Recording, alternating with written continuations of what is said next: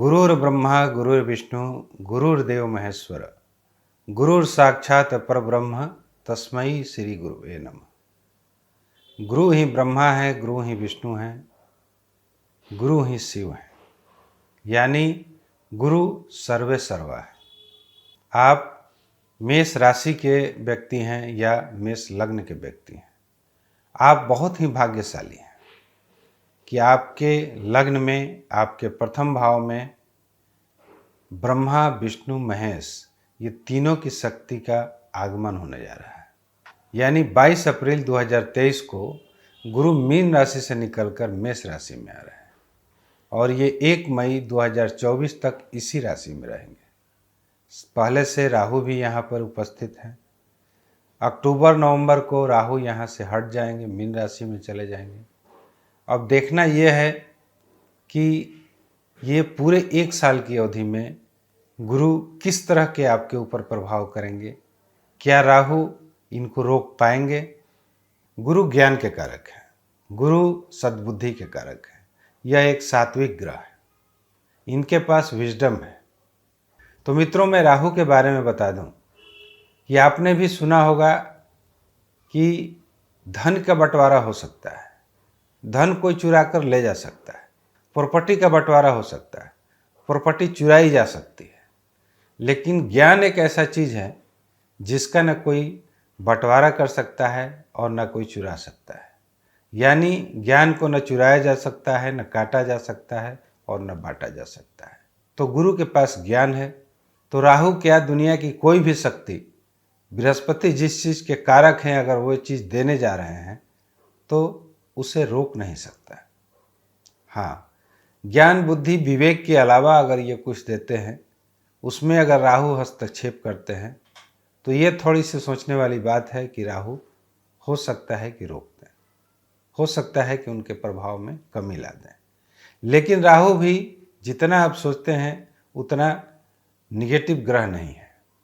आज के भौतिक युग में अगर देखा जाए तो राहु से अच्छा कोई ग्रह नहीं है। धन के कारक हैं राहु, ये किसी भी ग्रह की शक्ति को बढ़ा देते हैं। ये बूस्टर है।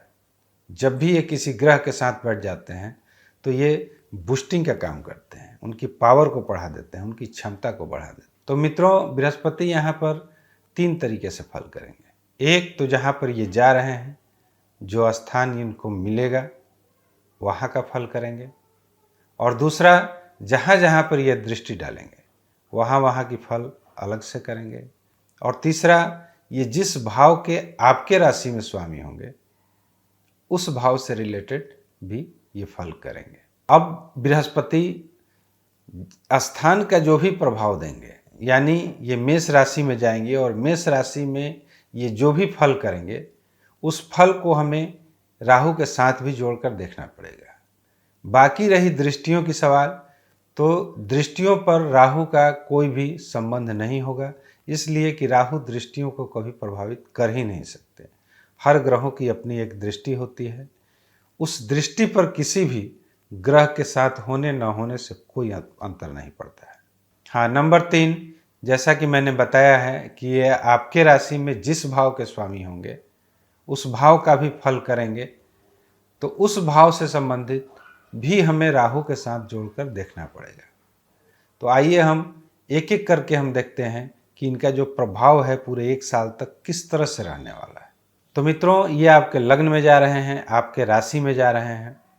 आपके सामने भी 2 तरह के सवाल खड़े हो जाते हैं कि मैं ये फलादेश राशि के हिसाब से देखूं या फिर लग्न के हिसाब से देखूं।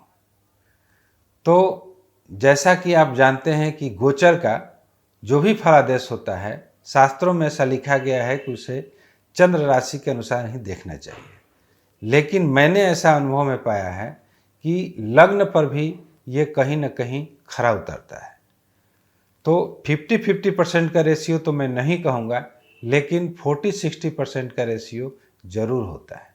लग्न से भी इसे आप देखिए, राशि के अनुसार भी देखिए, क्योंकि लग्न के अनुसार भी 40% रिजल्ट आपको मिलना ही मिलना है, और चंद्र राशि के हिसाब से तो खैर 60% आपको मिलेगा ही। अतः इसे आप दोनों के हिसाब से देखें, जो भी आपका मेष लग्न हो या मेष राशि हो, आप इसे देख सकते हैं।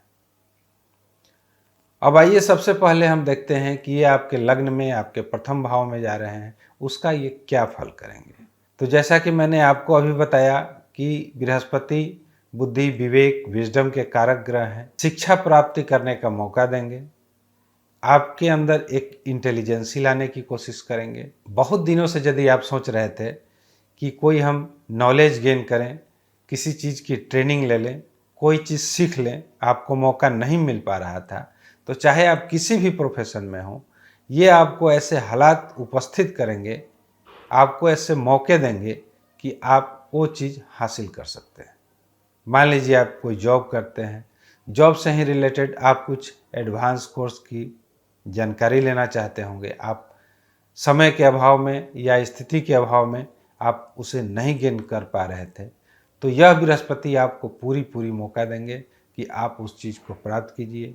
हो सकता है कि आपका ट्रांसफ़र वैसे जगह हो, या आपके डिपार्टमेंट को ही ऐसा एक प्रोजेक्ट मिल जाए जिससे कि वह नॉलेज आपको गेन भी हो जाए और काम भी होता रहे। यानी शिक्षा की दृष्टि से, विद्या की दृष्टि से ये बृहस्पति बहुत ही अच्छा फल करेंगे।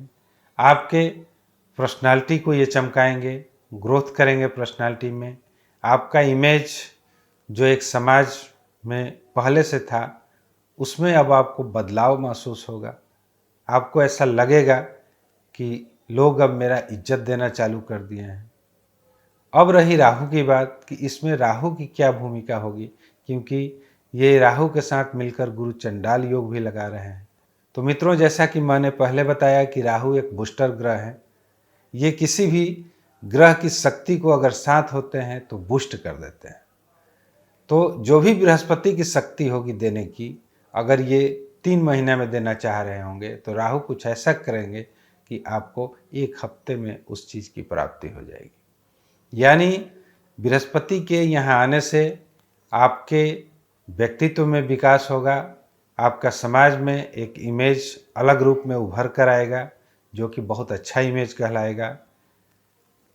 शिक्षा वगैरह के दृष्टि से देखा जाए, नॉलेज वगैरह की दृष्टि से देखा जाए, तो यह बृहस्पति बहुत ही अच्छा आपके लिए होने वाले हैं।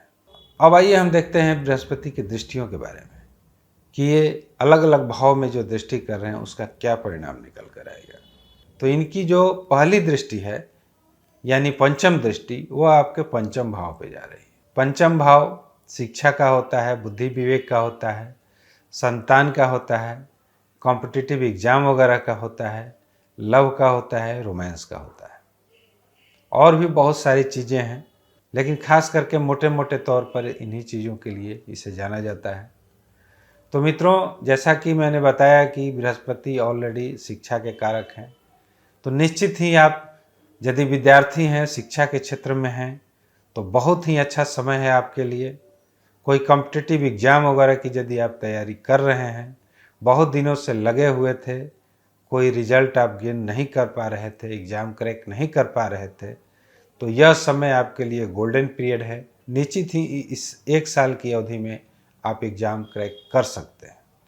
यदि आप नए इस क्षेत्र में उतरे हैं, अभी आपको एग्ज़ाम नहीं देना है, सिर्फ तैयारी करना है, तो उसके लिए भी आपके लिए यह बहुत बढ़िया समय है। यही किया गया मेहनत, यही गेन किया हुआ नॉलेज आपको आने वाले एग्ज़ाम में काम आएंगे और आप किसी भी परीक्षा को आसानी से निकाल सकते हैं। यदि आप कहीं एडमिशन वगैरह लेना चाहते हैं पढ़ाई से रिलेटेड, तो इट्स ए गोल्डन पीरियड, आप एडमिशन ले सकते हैं। कहीं कोई सोच विचार करने की ज़्यादा आपको ज़रूरत नहीं है, क्योंकि आपके लिए यह एक सुनहरा अवसर है, इसका आप फ़ायदा उठा ही लीजिए। संतान से संबंधित अगर आपको कोई चिंता थी, तो वैसी समस्याएं भी आपको दूर होती हुई नज़र आएंगी। संतान से संबंधित कोई खुशखबरी भी आ सकती है। कंसीव वगैरह करने के लिए भी बहुत अच्छा समय है ये। हाँ, जहाँ तक लव रोमांस का सवाल है, हालांकि बृहस्पति ये ऐसे कोई काम नहीं करते हैं, एक सात्विक ग्रह हैं जिससे कि आपका समाज में बदनामी हो, नाम खराब हो।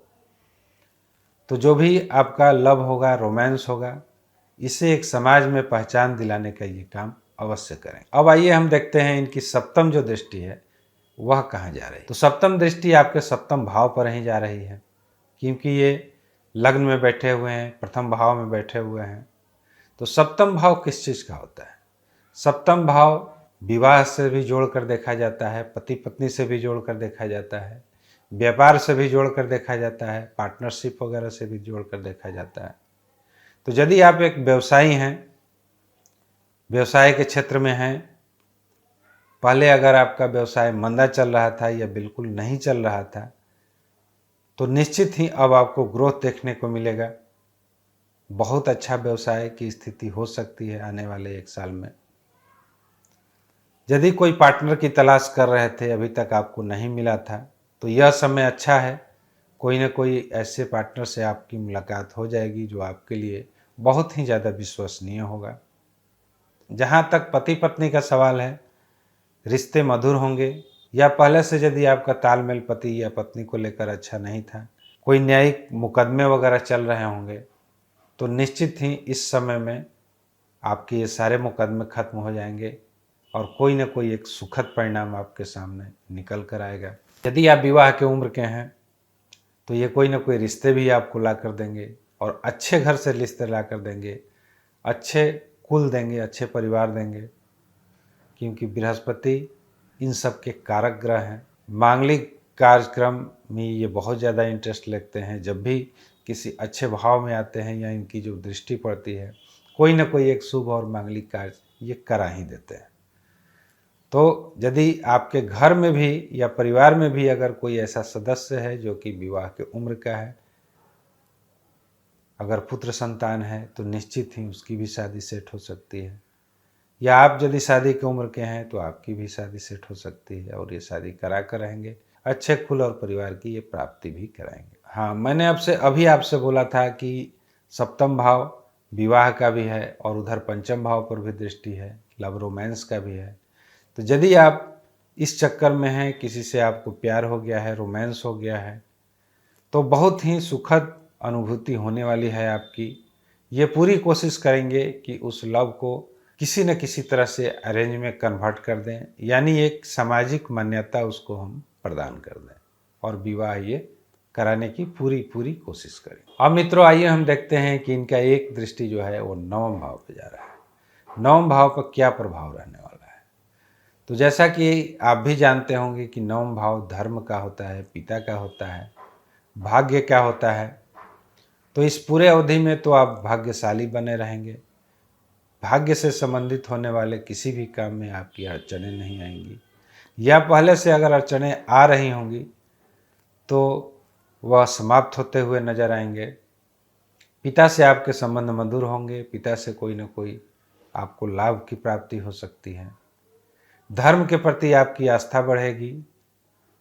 अगर आप पहले मंदिर वगैरह नहीं जाया करते थे या बहुत ज़्यादा पूजा पाठ पर ध्यान नहीं दिया करते थे, तो यह 1 साल का समय ऐसा रहने वाला है कि अब आपको ईश्वर के प्रति अगाध श्रद्धा होने लगेगी, भक्ति भावना जागृत होने लगेगी। तो कहीं ना कहीं धर्म के प्रति आपकी आस्था प्रबल होने की पूरी संभावना है इस अवधि में, और भाग्य भी आपका पूरा साथ देगा।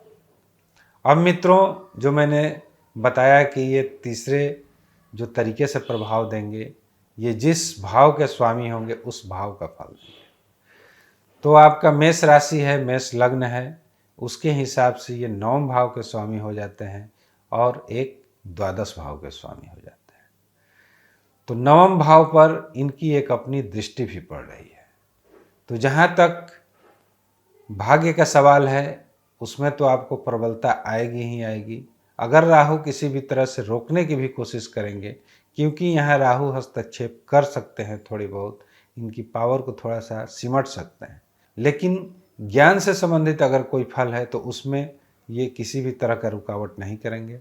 हाँ, भाग्य से संबंधित अगर कोई चीज़ मिलने वाला है तो हो सकता है कि उसमें ये हस्तक्षेप करने की कोशिश करें, लेकिन मैंने जैसा कि बताया कि इनकी एक दृष्टि नवम भाव पे खुद पड़ रही है। तो नवम भाव तो वैसे ही मजबूत हो जा रहा है, इनकी खुद की वहाँ पे राशि है, धनु राशि है। तो यहाँ पर राहु किसी भी तरह का निगेटिव प्रभाव नहीं करने वाले हैं। एक तरफ से अगर राहु इनके फलों को कम भी कर दें, तो इनकी जो दृष्टि है वो कहीं ना कहीं उस फल को फिर से जागृत कर देगी। इसलिए नवम भाव पर राहु की कोई भी शक्ति काम नहीं करेगी, कोई भी एनर्जी, नेगेटिव एनर्जी काम नहीं करेगी। अतः नवम भाव आपका, जो मैंने बताया कि ये भाग्य आपका प्रबल होगा, पिता से सहायता मिलेगी, आपको धर्म के प्रति रुचि होगी, छोटी मोटी यात्राएं भी हो सकती हैं इसमें, तो ये सब अच्छे रहेंगे। एक भाव जो है बृहस्पति की, वो आपके द्वादश भाव पर है। तो द्वादश भाव खर्च का भी होता है, देश विदेश का भी होता है, मोक्ष का भी होता है। तो इसमें थोड़ा सा राहु हस्तक्षेप करने की जरूर कोशिश करेंगे। लेकिन अगर आपका खर्च कम हो जाए, चाहे वो शारीरिक खर्च हो, मानसिक खर्च हो या आर्थिक खर्च हो, तो इसमें बुराई क्या है। हाँ, अगर विदेश से कोई कारोबार है या विदेश आना जाना है, कहीं कोई डॉक्यूमेंट वगैरह पर हस्ताक्षर करना है जाने से पहले, तो उसमें थोड़ी सी आपको सावधानी की ज़रूरत है, क्योंकि साथ में राहु भी हैं। उसमें सावधानी अगर बरतिएगा तो ये आपके लिए हितकर होगा, लाभकारी होगा। विदेश से अगर कोई कारोबार कर रहे हैं तो उसमें थोड़ी बहुत आपको समझदारी से काम लेनी होगी, तो यह समय आपके लिए अनुकूल हो जाएगा। बाकी आध्यात्मिक दृष्टि से बृहस्पति इस भाव के लिए बहुत ही अच्छे रहेंगे।